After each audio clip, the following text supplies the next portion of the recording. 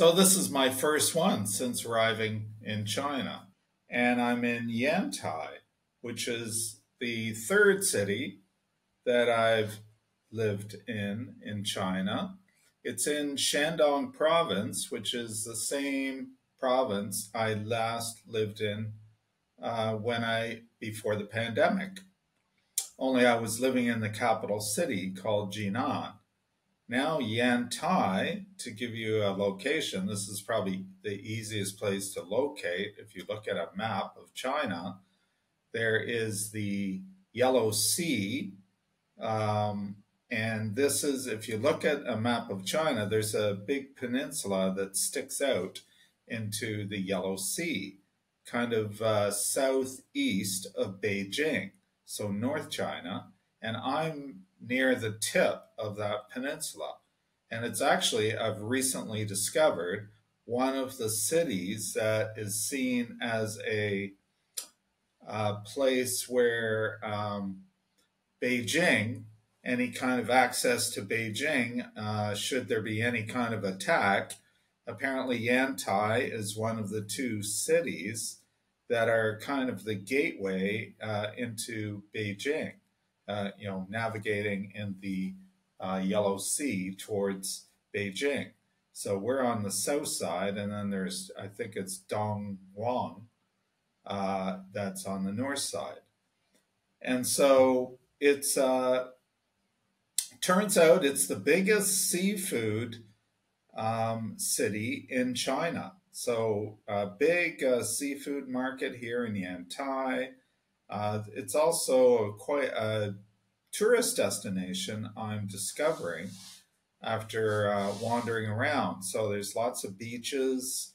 So we're on the ocean, and there's lots of hills too, forest-covered hills. And apparently the word Yantai, the characters, I had someone tell me this, apparently means hills and kind of watchtowers, because a big problem historically has been fires in this area. And there is to this day, like right behind the university where I'm working. I just went for a walk today, and there's big signs to keep out of certain areas, and they have cameras and so on. And they tell you in Chinese, don't bring any matches, don't smoke in the forest. So they're very strict about the forest, protecting it. And so that's a bit of a background of Yantai.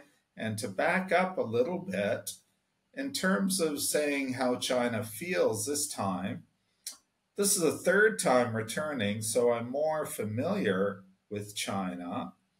So I'm, probably more relaxed about it than I've ever been. Even though I don't know Chinese, I'm not afraid to get onto buses and so on. I'm a little more adventurous. I'm not, I'm willing to just plunge into the city. And so it's been exciting to return to China for sure. And this time I was picked right up at the airport. It was very easy. I just had to get to Yantai, which required flying to Seoul, Korea from Toronto first, waiting about 4 hours in the airport. And Seoul, Korea is just on the other side of the Yellow Sea from Yantai. So it's also on the Yellow Sea. So we just flew west for I think about an hour and a half, and we landed in Yantai. And I was picked up at midnight. And so it's a smaller town feel to it, but it's still a big city. It's just as big, it seems, as Jinan is, like about 7 million people, but it feels different. It's pretty sure it's a lower tier city. I still don't know what tier, but I would guess it's got to be like tier 3 or 4, the lowest tier that I've lived in yet. It doesn't feel quite as developed. And even though it's 7 million people, it doesn't feel that way. It feels more villagey, I guess, more kind of laid back. They grow, it's famous for apples. Yantai apples all over China are famous. And it's also a wine growing region. So it's a famous wine growing region for quite a long time. And seafood, I guess those are the big things. So yeah, so just again, I'm working at a university and wandering around campus, running across students, and they, again, so many of them get so excited when they see a foreign teacher. And so it's been the same the third time again, where people's eyes just light right up. And especially when that's the first thing they think is that you're an English teacher. And this time I am more than any time before. And so they want to practice their English with you. And so I've already had a student right away, just ran into him on the street. He said something in English. We started talking, and he wanted to show me the campus. He's shown me a little sort of park and lake area that's on the campus. And then we went the following weekend. This was, I think, the first week I was here. He took me on a Sunday. We spent all afternoon going down this sort of main tourist street in Yantai, and it takes you right to a little hill right by the sea. And there's remnants of the U.S. Consulate used to be here. This is historically, I think, something like 100 years ago. So that was one thing we saw. And as we were walking down the street, there was a bunch of girls from another university, and they were all staring at me because I was, like, once again, the only foreigner. And they were all, interested in learning English. And so we did selfies again, photographs, and big foofra over that. So that is consistent. That has happened every time I've come to China. And, and it was so over the top that the male student I was with just went, wow, I can't believe you're getting so much attention. So I had to tell him, well, this is actually pretty normal for a foreigner. And so that's where it feels like it hasn't changed much at all. And again, you would not know there's any kind of tension with the West or the US. I haven't heard anyone talk about it, or it hadn't felt any difficulties or discomfort. So that's another thing that stands out. The other thing, and I had heard a little bit about it on the news, is that China, it's virtually a cashless society now. Like, I was using my phone, WeChat on my phone to purchase a lot of things when I was in Jinan, but it's far more, it's really accelerated now. Like, you don't see cash. Like, I don't think I've seen anyone pay in cash, and it's been 3.5 weeks I've been here. But apparently, I'm told, because of older people and having struggles with the technology, it's illegal to refuse cash if someone offers it. But everyone is using their phones and basically a QR code. And so that's what you hit on your phone. It shows a QR code, and you hold it up to a scanner, and that's how you pay. And so that's for everything, like even a little farmer's market and the cafeterias and everything. You just don't see cash. And so everything is ordered on the phone, coffees, and so on. So that's a big thing. Um, and I've heard it's difficult for foreigners to set up to so that they can pay using their phone, but thank God I've been to China before, and I'd already had my bank account connected to my phone. So it hasn't been too difficult to transition that way. But what has been difficult is trying to transfer money from Canada to China or pay. And a lot of it has to do with security. In Canada, they want to send you a code by text, and that code doesn't seem to come to a Chinese number. It just goes to a Canadian or an American number. So that's another thing I've definitely felt. It's been probably the number one frustration is to set up all the online kind of cash payments that I have to make for things and connecting kind of Canada to China.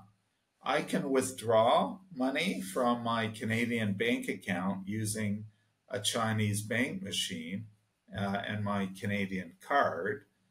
But initially, I couldn't actually. The first time I did, and it just showed that I couldn't. So that was a little bit alarming. It seemed like suddenly I was cut off from the world because I couldn't access any money in Canada. And so I had to call back Canada and fix this problem. And thank God we were able to fix it. It's because I have a higher kind of standard with a higher level security on it, on the card. But even in Canada, they weren't aware that it wouldn't work in China. They were a little bit surprised. So this was a new thing. So I do get the sense that China is a little more isolated. It feels a little more isolated from the outside world that way. I mean, that's one way. But I mean, everyone is treating me fine. Um, yeah, and I met again that one weekend where I went downtown with a male student I met. There was a girl on the bus from my university, and she heard English and came up and was all excited because you forget, like for 3 years, they have not had any foreign teachers because of the pandemic. And this girl had her major is English, and she was lamenting the fact that she didn't have a single foreign English language teacher over the 3 years so far of her degree. So she was really happy that she met me and we could have a conversation together. So we also spent some time together. She toured me around the university and is showing me different cafeterias and places to go. So, yeah, so I've been well received.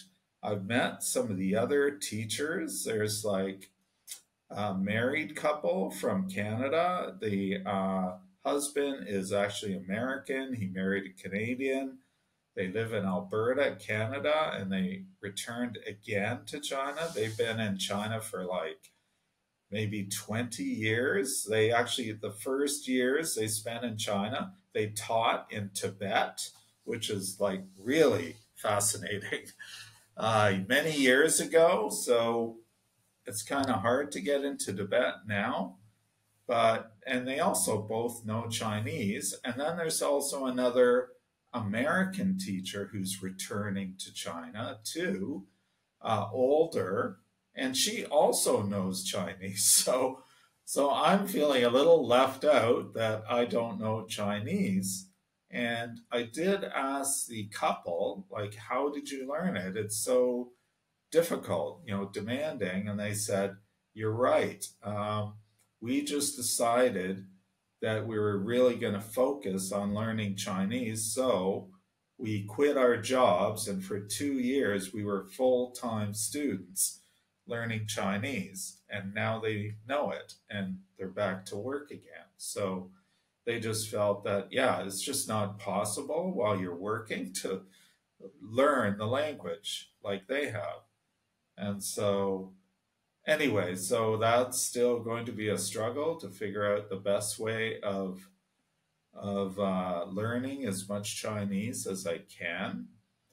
And what else can I say about it? Yeah, it just feels like a laid back place.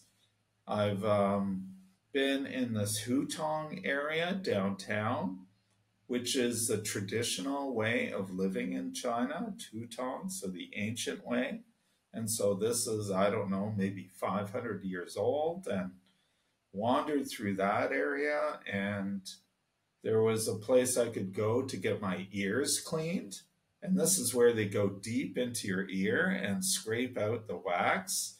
And they use little cameras. But it was in this hutong, this ancient hutong. And so you're laying back in a chair. This is one memory that I've had is I'm laying back in the chair, and you've got a little screen. You can see what they're doing. So it's a little challenging to relax, but it was amazing to be in the city of 7 million, but to be in this hutong, laying back in the chair with the doors open, windows too, and it was silent. It was like you could have been in a rural area. It was amazing to be that quiet in the middle of the city. And so I suddenly understood hutongs, they're kind of a walled town, so walls everywhere. And so it really, guess, muffles the sound. So that was a really big memory too of Yantai so far.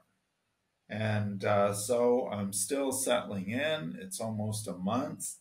We've got our first holiday now, which is called National Day Holiday, which is commemorates the Communist Party of China when it was founded. It's going to turn 75 years old next year in 2024. So it's the 74th anniversary this year. And so it's just one day, but a whole week of holiday. This is like the second longest holiday of the year in China. And I didn't go traveling anywhere. My friends in Jinan, they all want me to visit them. But I have a fair bit of work to do preparing for my courses, enhancing them. I've just started to have a few classes, first year classes in English, and then also PhD students teaching higher level English to help them publish in journals. And and that's like the building's right next to us. It's not far to walk. The food is really cheap in the cafeteria. I would say the average price is probably about 10 RMB, which is less than $2 Canadian, to give you an idea. And so incredibly cheap and huge selection of choices, just mind-boggling. Oh, it's the food is just incredible. Boy, it's so good to be back in China and to have those food options. And the sense of safety, again, I can just wander anywhere. I found a place to walk, and there's a security guard there, and so initially it seems intimidating. You're walking up, there's a gate, it's locked, there's a little security guard booth, and a man comes out and he's got a uniform on. But, when you talk to him, it's just like it always is in China. He's really easygoing, big smile on his face. He's trying to speak English to you. And so you're struggling to communicate. There was another Chinese man there who knew English, so he could communicate. And in the end, we found no problem. We can go on these trails. They opened the gate for us and let us wander. And then when we went to leave the area after our walk, I was with another teacher, American teacher. We asked, okay, so when do you close? When can we? What's the time to go for a walk? And the guy who knew English said, "Oh, the security guard said you can come anytime, day or night. There's always going to be a guard to this area, but you can come anytime to go for a walk or riding your bike on these kind of mountain roads that are fenced off. So there's no traffic actually. But like it's a concrete road. It's not really wide, but it's more for walking. So yeah, pretty incredible. So again, the police state It's just not what you think. Uh, so anyway, we can go anytime. And so I've already done a little walk there and explored around the university. And again, just memories of Nanjing, the last time I was teaching at a university. So you see laundry hanging everywhere. That was an image I forgot about in Nanjing. So it's typically on this campus, it's either 6 or 8 students to one room in bunk beds. So it's busy. A lot of people in a small room. And so if they have a balcony or something, usually it's completely covered in clothes hanging and drying, like almost all week long, like permanently. There's just clothes hanging everywhere. So another sort of image of a university in China. So, yeah, so I'm enjoying it, settling in, and just loving to explore China again. And it feels the same, except this technology stuff is definitely advanced, much more advanced. It's virtually a cashless society now. And that brings us to a close of another episode of The Maple Dragon, the 7-year-long chronicles of a Canadian professor in China.